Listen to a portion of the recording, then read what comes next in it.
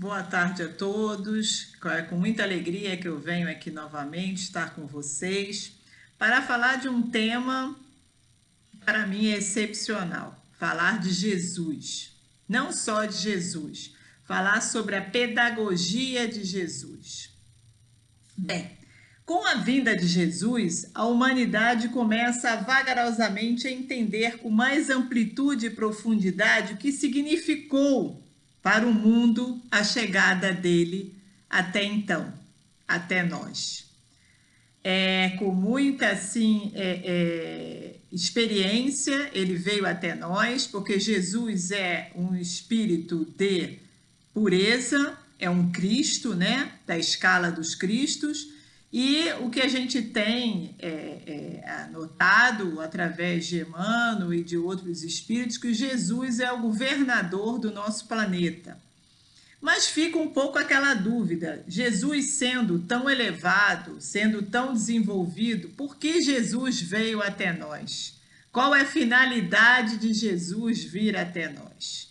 E quando a gente faz essa pergunta, a pedagogia de Jesus, a gente entende por tudo que Jesus deixou de história para conosco, de ensinamentos, que Jesus veio para nos dar o exemplo. Ora, olha que maravilha, nós termos o exemplo de Jesus. E foi isso que ele veio nos trazer. Foi através do exemplo, dos ensinamentos dele, da forma de ser, que Jesus nos transmitiu o seu conhecimento e nos fez nos modificarmos em relação à religião. Porque naquela época, Jesus, até Emmanuel fala no livro O Caminho da Luz, que Jesus, antes de vir para cá, ele se preparou e preparou alguns missionários para abrir frente para quando ele viesse, a humanidade aqui, a Terra, tivesse mais bem preparada para a chegada dele. Porque o fundamento dele é que ele realmente deixasse algo aqui que se perpetuasse durante muito tempo e que, graças ao bom Deus, é o que acontece hoje em dia conosco, né? Os ensinamentos dele perduram até os dias de hoje. Então, no Livro dos Espíritos, na pergunta 625, a gente tem uma pergunta que vem esclarecer bem a chegada dele aqui na Terra, né? Quando Kardec faz essa pergunta para os espíritos, qual o exemplar mais perfeito que Deus ofereceu ao homem para servir-lhe de guia e modelo? A resposta é super simples, vide Jesus, vede Jesus. Então, o que ele nos diz é que Jesus é esse exemplar. E a gente até hoje continua sabendo que ele foi o exemplar de melhor ser que passou por aqui. E ele nos ensinou também que está presente, que Deus está presente em todo o universo, ao conceituar o universo como um santuário imenso, onde ele diz, onde a gente tem um registro de João, no capítulo 14, versículo 2 do Novo Testamento, em que ele fala que na casa de meu pai há muitas moradias. Então, ali ele quer dizer que em vários locais, né, no mundo inteiro, o mundo inteiro tem várias moradias, não está centralizado só aqui, né? Jesus não foi um mestre de atitudes místicas e contemplativas, que vivesse só confinado em determinado ambiente para desenvolver o cristianismo, os ensinamentos dele, né? Ele dizia que ele não necessitava ficar o tempo inteiro isolado do convívio das pessoas, que a gente iria aprender através do exemplo. E é isso que ele faz. O mestre diariamente estava junto de outras pessoas e tinha a prática, né, como o maior exemplo do que ele fazia para que a gente pudesse entender. O mestre sempre conviveu com as pessoas, vide que ele tinha 12 apóstolos constantemente junto com eles. E ele nunca quis demonstrar a sua elevação, que ele era. Ele dizia que o Pai escolheu ele para vir até nós, mas ele não dizia que ele era melhor do que nós, e ele era, né? A gente sabe que ele era. Então, assim, eu acho muito interessante, porque ele não queria se mostrar mais do que os outros, e a gente vê muitos, né, diante da história, até nos dias de hoje, pessoas que têm muito conhecimento religioso, que se desenvolvem muito diante da religião e que não demonstram esse tipo de humildade que Jesus demonstrava. E eu também me lembro aqui, por isso eu também vou citar esse caso para vocês. Nós estamos, claro, num planeta de provas e expiações, somos espíritos, né, ainda em crescimento, em desenvolvimento, mas a gente teve algumas almas que conseguiram fazer um trabalho assim dentro das suas religiões. Chico Xavier, por exemplo, Madre Teresa de Calcutá. Mas eu quero hoje abrir frente aqui, quando eu estava lendo sobre esse tema, sobre uma pessoa que participou da minha vida. Eu cito ele como exemplo, que eu acho que é interessante que a gente conviva muitas vezes com algumas pessoas e compreenda, né, como elas são, que eu acho que fica melhor você dar o exemplo. E eu, na minha vida, tive a sorte de conviver com o presidente do centro em que eu fui criada, se chama o Centro Espírita Leon Denis, o Altivo Pampiro, foi o presidente muitos anos da minha casa espírita, e eu aprendi muito com aquele homem, porque eu aprendi o vendo diariamente diante das pessoas, como ele era um homem de extrema sabedoria, era um homem que tinha muito conhecimento da doutrina, executava muitos trabalhos mediúnicos, desenvolveu muitos trabalhos de caridade com instituições que até hoje perduram junto ao Centro Espírita Leon Denis, e também de associações e locais onde ajudava as pessoas através da caridade. E esse homem era de uma humildade, eu nunca o vi, e eu convivi com ele durante muitos anos, desde a minha infância até a adolescência e até a maioridade, e nunca ouvi esse homem se achar mais do que ninguém, chegar com empáfia.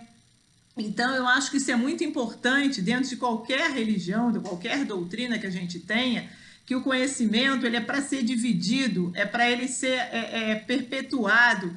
E ele dizia uma coisa que eu acho muito interessante, que eu já até escrevi para vocês, está numa biografia que foi feita dele, e que eu quero começar a palestra falando sobre isso, que o Espiritismo é para tornar as pessoas felizes.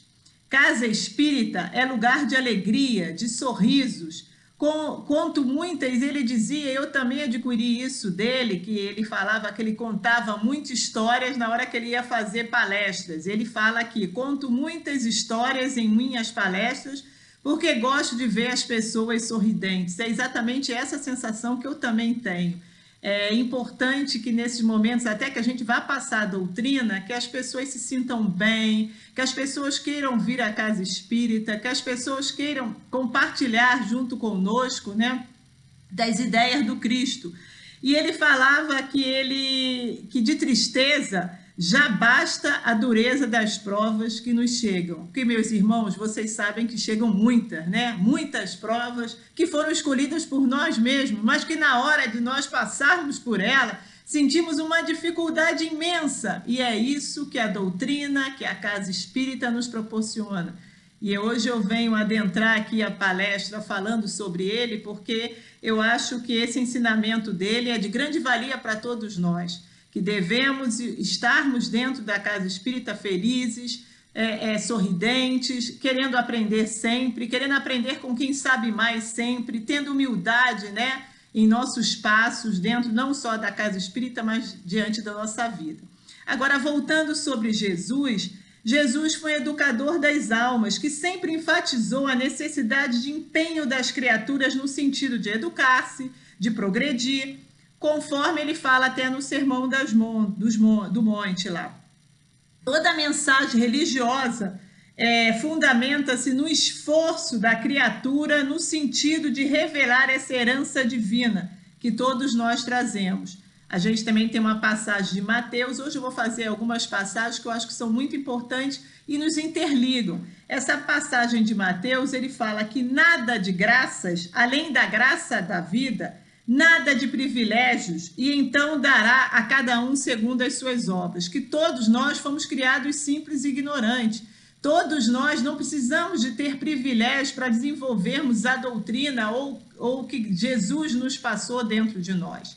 A gente tem que fazer de acordo com o que a gente possui, do que a gente tem, né? E é através do que a gente possui, que a gente tem, que a gente deve progredir. Ele nem era um profissional religioso, ele não tinha um título, Jesus. Ele vivia como um simples carpinteiro numa tenda. E ele causava muito espanto às pessoas diante do que ele falava e principalmente do que ele fazia. Isso está em Marcos, capítulo 6, versículo 2 a 3. E ele mostrava para a gente que ele não era nenhum... naquela época você via muitas pessoas que tinham títulos, né, ligados à religião, que eram sacerdotes, né, que eram pessoas muito desenvolvidas às vezes, e se colocavam numa situação distante do povo, se colocassem como se ninguém pudesse chegar até eles, né? Tinham divisões, né? E eles eram colocados numa situação em que eram mais ou menos intocáveis de tanta sabedoria e desenvolvimento que eles encontram. E Jesus veio trazer o contrário, que não existia isso. E ele trouxe também uma nova dimensão em entendimento humano, que foi um desafio para ele na época, que era uma época de olho por olho, dente por dente, da lei de Talião. E Jesus veio nos trazer, ele nos dizia, amarás o teu próximo como a ti mesmo. Olha só a diferença do olho por olho e dente por dente para amarás o teu próximo como a ti mesmo. Jesus não tinha ao lado dele discípulos passivos, encantados, deslumbrados com todo o ensinamento que ele tinha. Pelo contrário, ele sempre buscou tocar o sentimento, e é isso que ele veio nos trazer, juntamente com um apelo para que a criatura raciocinasse de acordo com o que ele estava dizendo, de acordo com o que ele estava mostrando, de acordo com o que ele estava fazendo. E é daquele novo modo, né, que ele veio nos trazer. Jesus levou a compreensão, o uso do raciocínio ao campo da fé. Era uma fé raciocinada, era uma fé que quando você tinha dúvida sobre alguma coisa, você o perguntava, você pensava no que ele estava falando e muitas das vezes, né, os apóstolos, as pessoas que estavam em volta faziam perguntas para Jesus pela falta de entendimento que ele tinha. Mas ele veio nos trazer uma fé ensinada, uma fé que transcende os limites da emoção e se associa à razão. E isso também vai ser lá na frente desenvolvido por Kardec. Kardec fazia todos os seus experimentos, né, as suas perguntas, as suas dúvidas, ele queria entender o porquê de tudo aquilo. E como a gente vai falar lá na frente, o Consolador que Jesus nos disse que viria e que Kardec nos traz, é todo imbuído nessa razão, do verdadeiro, de você realmente acreditar em algo que faz parte de você. Porque quando você acredita em alguma coisa e não vê verdade naquilo, aquilo não perdura para sempre dentro de você. Mas quando você vê a verdade, quando você acredita naquilo, aquilo vai junto com você durante toda a encarnação. Então, tem uma parte muito bonita que a gente vê na folha de rosto do Evangelho segundo o Espiritismo, e Kardec nos fala o seguinte: fé inabalável só o é a que pode encarar frente a frente a razão em todas as épocas da humanidade. Olha que coisa linda, né? Que Kardec nos passa. Ele exatamente nos fala o que Jesus nos falou lá na frente, né? Sobre a razão. E outra coisa também que Jesus veio nos trazer, que a gente tinha mais ou menos naquela época também, né? As orações repetitivas. Não que essas orações repetitivas não façam bem a quem tem fé e tem posicionamento concreto sobre elas. Não estou aqui menosprezando esse hábito. Eu estou querendo dizer que esse hábito não é único, que nós também podemos estar agradando a Deus fazendo as nossas orações, só nós e Deus. A gente não precisa fazer oferendas, a gente não precisa fazer bajulações, e sim fazer uma oração feita com emoção, com vontade, com sensibilidade no bem. E Jesus nos falava também uma coisa, em Mateus capítulo 5, versículo 23 e 24, vai, reconcilia-te com teu irmão e depois vem apresentar a tua oferta. Ou seja, não é necessidade só de orações, você tem que consertar o que você errou. É essa a oportunidade que o Espírito tem na nova encarnação, é de você consertar o que não foi feito da maneira correta, o que você pode resolver nessa encarnação com mais sensibilidade, com uma condição melhor. Então, vai logo, faz logo essa reconciliação, corre atrás do seu prejuízo, né, que você tem, às vezes, nessa encarnação e às vezes em outra, mas que você não deixe isso para trás, porque não é só com orações que você vai chegar lá, você também vai chegar lá, mas é também agindo, fazendo. Outra coisa que Jesus nos trouxe, lindo, maravilhoso, o perdão. Como a gente tem uma passagem que Pedro nos fala, Jesus pergunta a Jesus, né? O apóstolo Pedro pergunta a Jesus: Senhor, quantas vezes devo perdoar se meu irmão pecar contra mim? Até 7 vezes? É a pergunta, ele achou que 7 vezes era muito, né? Nossa Senhora, recebeu uma resposta, Jesus responde: digo-te, não até 7 vezes, mas até 70 vezes 7 vezes. Então, ele entendeu que não é uma coisa por um período pequeno. Perdoar faz parte do nosso sempre. Porque como a gente erra também e é perdoado, a gente tem que ter isso em mente. As outras pessoas também vão errar e também devem ser perdoados. Mas não é aquele perdão que você fala assim: ah, perdoei fulano, tá tudo certo, também não quero ele perto de mim e também eu vou fazer o seguinte, Jesus, se ele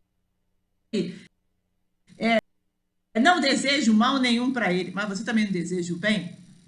Então, a gente tem que ter a conscientização de que quando algo aconteceu de errado, às vezes a gente nem tem o porquê daquilo ter acontecido. Não foi a gente que fez absolutamente nada. Mas se você vai e perdoa, você faz a sua parte. Se o outro não vai te perdoar, isso é problema do outro. Ele vai ter que, em outras encarnações, ou até nessa mesma, entender o sentido do perdão. Agora, você tem que perdoar realmente com a vontade de perdoar, com a vontade de querer resolver aquilo, e não de uma forma que é só vou fazer isso daí, ponto final, e está resolvido. Não, é perdoar de coração. É difícil? É muito difícil, meus irmãos. Mais do que vocês, eu também sei isso, porque eu também passo por essas situações. Mas a gente tem que tentar. O grande problema é que a gente não tenta. A gente passa por cima daquilo dali e finge que não existe. E a gente não tenta fazer algo diferente, algo que possa não só melhorar a situação do outro, mas a nossa própria. Porque quando a gente perdoa, é como se a gente tirasse aquele peso. Você relaxa, eu fiz a minha parte. Né? Tomara que o Senhor Jesus ajude ele a também entender o porquê do que eu fiz aquilo e porque eu peço perdão. Ou que eu consiga entender que eu não tinha problema nenhum junto com ele, foi ele que criou o problema, mas tudo bem. E no Evangelho de Lucas também, passando para uma outra fase, tanto no Evangelho de Lucas como no Evangelho de Marcos, a gente vai ter perguntas que são similares, onde o nosso querido doutor da lei, que era um conhecedor profundo das leis, tanto que ele podia até citá-las para Jesus de cor, coisa que é difícil da gente saber, né? Todas as leis de cor. Ele pergunta: mestre, que farei para herdar a vida eterna? Essa é uma pergunta que vai ter mais ou menos a mesma resposta de quando também se pergunta a Jesus qual o primeiro de todos os mandamentos, que é o grande mandamento. Vocês vão ver que as respostas vão ser similares. Quando se faz essa pergunta: mestre, que fareis para herdar a vida eterna? A resposta de Jesus é: amarás ao Senhor teu Deus de todo o coração, e de toda a tua alma, e de todas as tuas forças, e de todo o teu entendimento, e ao teu próximo como a ti mesmo. Essa é a primeira resposta da primeira pergunta. E quando se faz qual é o primeiro de todos os mandamentos, a resposta é: amarás o teu Deus de todo o coração, de toda a tua alma, de todo o entendimento e de toda a tua força. Agora, o segundo, que ele nem perguntou qual era o segundo, mas ele diz qual é o segundo. O segundo é: amarás o teu próximo como a ti mesmo. Está em Marcos 12, versículo 28 e 34. Então, a gente vê que a gente tem alguns deveres que são indispensáveis nas nossas vidas, nas nossas encarnações, que a criatura humana tem que ter. O primeiro dever é com Deus. A gente tem que entender que Deus é todo-poderoso, que ele é imaterial. A gente tem que entender que Deus está em todos os lugares, que a gente tem que entender que Deus criou as leis divinas, que elas são imutáveis, que elas não se modificam, que elas duram para toda a eternidade. A gente tem que, em segundo lugar, o outro dever que é indispensável é com nós mesmos. Nós temos que nos compreender, nos aceitarmos, nós temos que fazer algo para mudar o que a gente sabe que está errado dentro de nós, porque a gente não pode fazer o terceiro dever, que é amar o teu próximo, se você não se ama. Não tem condições de você amar o próximo se você não consegue se amar. E graças a todo o desenvolvimento que nós vemos passando de séculos, milênios, a gente vem vendo que, graças a Deus, hoje nós temos uma medicina que nos ajuda, nós temos psicólogos que nos ajudam, nós temos, dentro das casas espíritas, formas de nos ajudar entre si, né? Com desenvolvimentos mediúnicos, trabalhos que a gente faz, né? Dentro da casa, trabalhos mediúnicos dentro da casa espírita para ajudarmos uns aos outros de cura e de etc. Temos também trabalhos lindos, agora que estamos numa época de pandemia, em que a gente se encontra com muito sofrimento, com muitas dúvidas, num sentido de aprisionamento, né, dentro das nossas casas. Nós temos as palestras que as casas espíritas nos proporcionam, nós temos atendimento fraterno.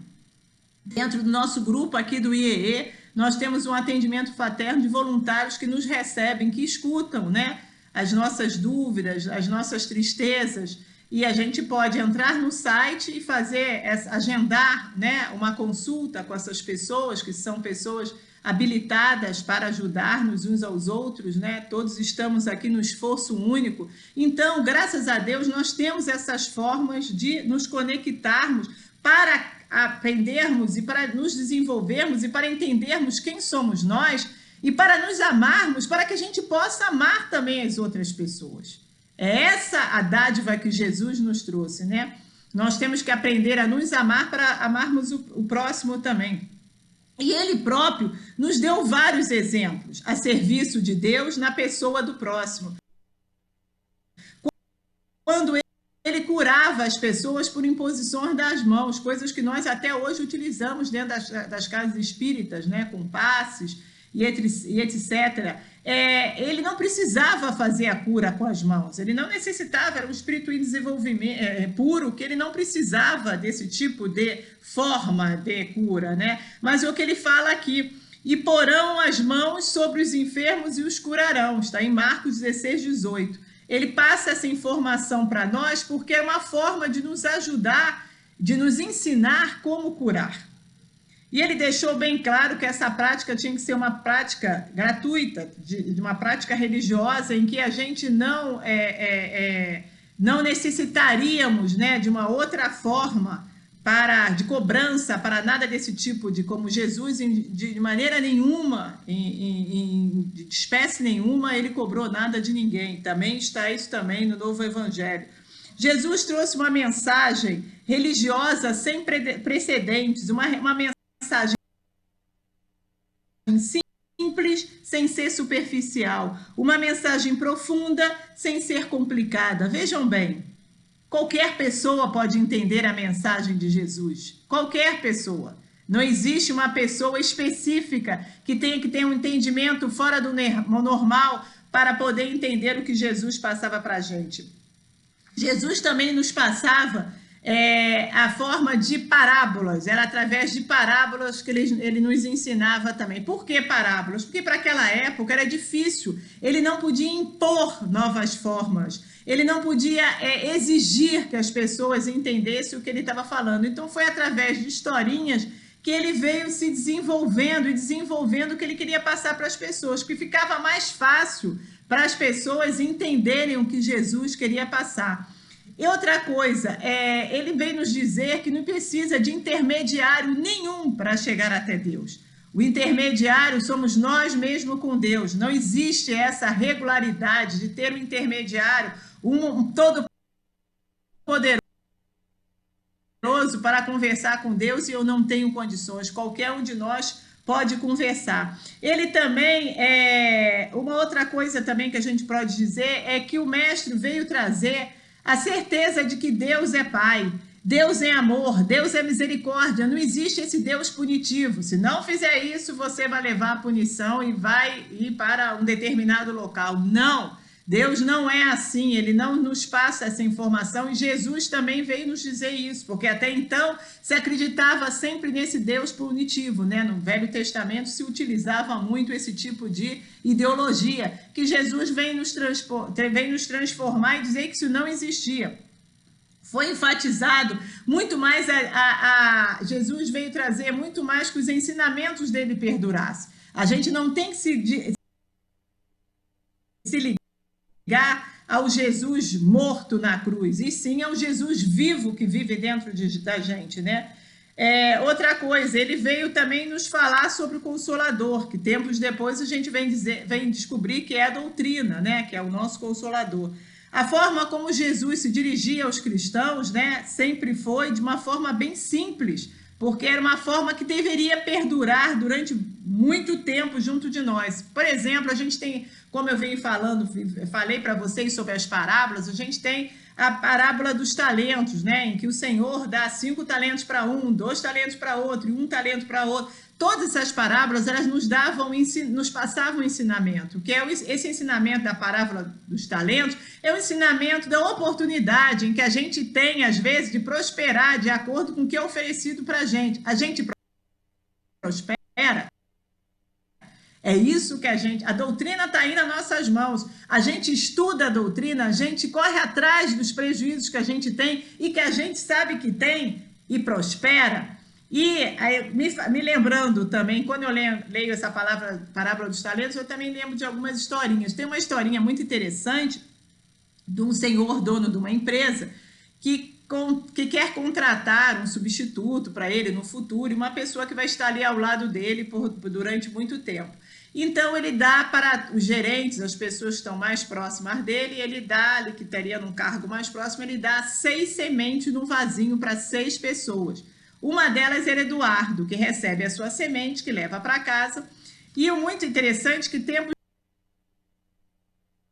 depois ele chamaria essas pessoas, veria como estão os vasos de plantas e ali ele escolheria quem seria o sucessor dele, ou a pessoa que estaria do lado dele durante muito tempo. E o interessante é que ele mostra ali, cada pessoa leva o seu vasinho e todo dia chegam as pessoas comentando como está seu vasinho. Nossa, meu vasinho está lindo. Nossa, minha florzinha está crescendo. Nossa, tem outra florzinha crescendo. E Eduardo, que recebeu aquele vasinho, olhava para lá, regava todo dia e nada. O vasinho dele não acontecia nada. Ele ficava muito triste, falava, meu Deus, eu estou fazendo tudo. Eu devo ser uma pessoa que não tenho muita sorte. Falava com a esposa, não está acontecendo, você está cuidando direito, colocando no lugarzinho que tem que ficar. Estou e nada acontecia. E o tempo foi passando. E as pessoas riam dele lá também no trabalho, quando ele chegava e falava que o vasinho dele não tinha nada. Foi se passando o tempo e chegou o dia de todo mundo levar os vasos.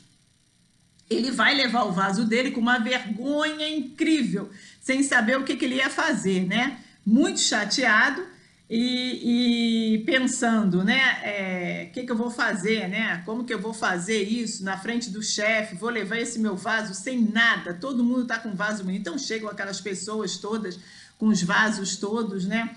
E com os vasos bonitos, né? E ele com aquele vaso horroroso, ele se esconde no final de todo mundo, pensando, tomara que eu seja o último para não passar vergonha da minha demissão, e porque minha planta não cresceu mesmo, eu não tenho sorte mesmo, o que eu vou fazer? Mas, para assim, a surpresa dele, o primeiro a ser chamado, o chefe entra na sala, vê todo mundo com o seu vaso, e o primeiro a ser chamado é ele. Ele falou, meu Senhor Jesus, a vergonha vai ser aqui mesmo, na frente de todo mundo. E para a surpresa também dele, o dono da empresa diz que ele é o escolhido, né? Aquela situação, né? Que ele realmente é uma pessoa extremamente honesta, uma pessoa com muita hombridade, muito sincera, muito humilde, porque não só ele tinha feito o seguinte, ele tinha dado 6 vasos só com sementes mortas. Então, aquelas outras pessoas que levaram seus vasos bonitos, colocaram sementes que ele não tinha mandado colocar para que seus vasos florescessem. Ele foi o único que entendeu a situação e levou daquela forma, foi sincero, foi honesto. E isso é uma coisa muito difícil de acontecer, que ninguém quer ficar para trás, né, meus irmãos? A gente sempre quer ficar na frente, a gente sempre quer ser melhor. Então, aquela situação de você ser o pior, é difícil você assumir aquilo, né? E ele demonstra ali que ele não era o pior, ele era o melhor, ele é o mais honesto e ele é o escolhido, o sucessor, ele é a pessoa que vai ficar com ele durante todo o tempo. Então, essa historinha, ela vem nos relatar que isso acontece muitas vezes com a gente é posto muitas vezes em situações assim, que a gente tem que demonstrar a nossa honestidade moral diante da situação, né? Do que a gente aprendeu.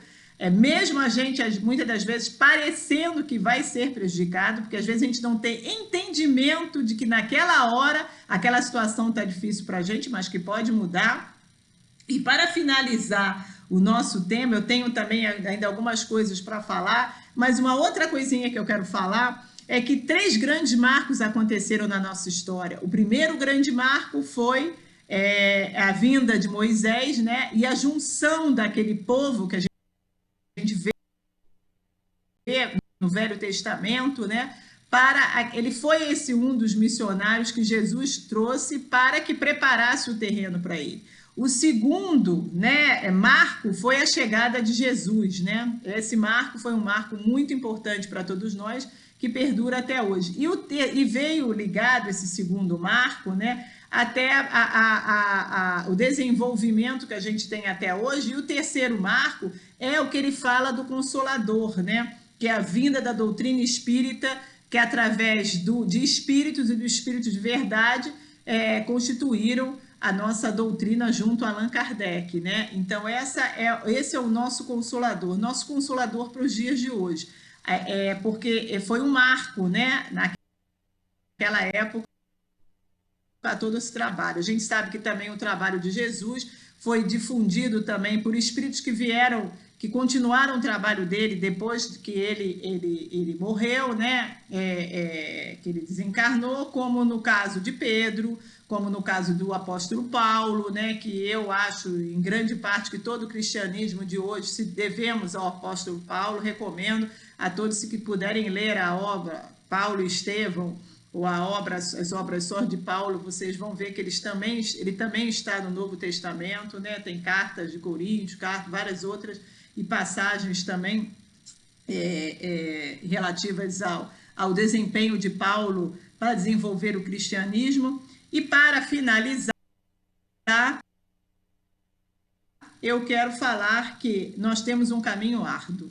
Não é falar uma coisa muito fácil, mas nós temos um caminho árduo. Somos espíritos ainda em evolução, somos espíritos com trabalho ainda em desenvolvimento e grande ainda, uma estrada grande para o progresso. Mas isso não quer dizer que nós devemos desistir, que devemos nos estimularmos, que nós devemos não seguir o nosso caminho. Isso quer dizer que tudo depende de nós, que nós temos um livre-arbítrio, nós sabemos e podemos ver a maneira como vamos prosseguirmos, como vamos fazer o diferente, né? O que está nos incomodando.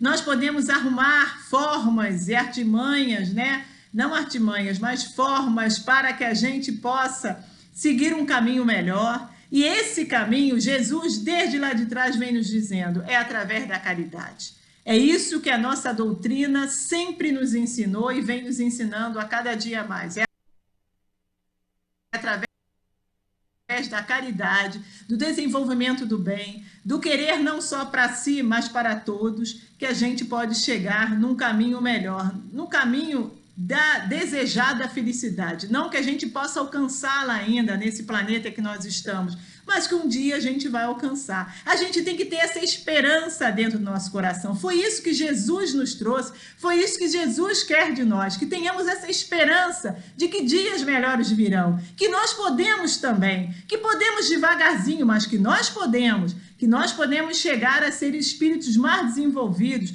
que nós podemos também passar sempre para todos que estão em volta de nós, através do nosso exemplo. É muito difícil? Com o exemplo de